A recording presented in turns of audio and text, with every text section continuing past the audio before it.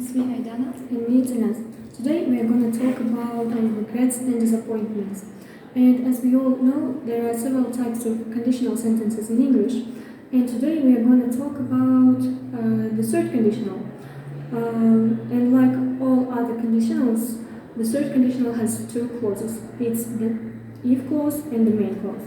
But unlike others, it talks about the past, about unreal and not the true situations. When we use the third conditional, we use the third conditional to talk about imaginary situations and results in the past, to talk about regrets, things that we wish were different, and tell someone about something they did in the past.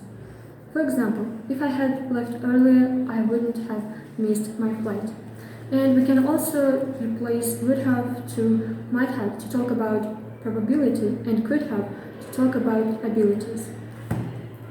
So as you understand, we make the third conditional by the using past perfect after if and would have, and the past participle in the second part of the sentence. Here's a formula: if plus past perfect of the second sentence would have plus past participle.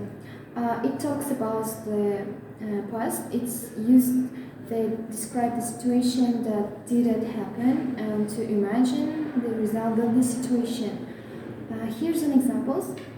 The first is if she had studied, she would have passed the exam. But really, we know that she didn't study and she didn't pass the exam.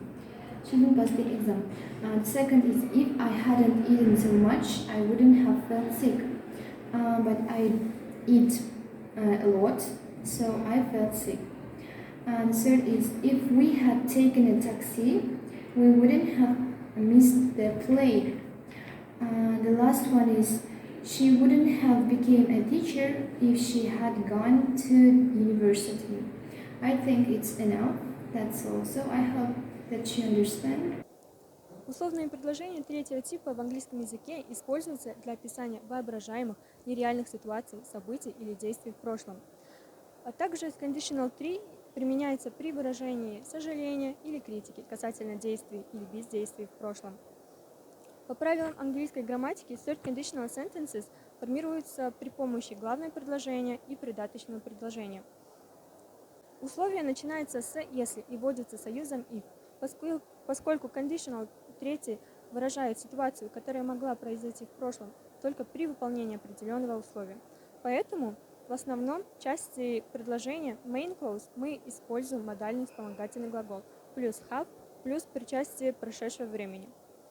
К примеру, if she hadn't taken the train, she would have missed the meeting.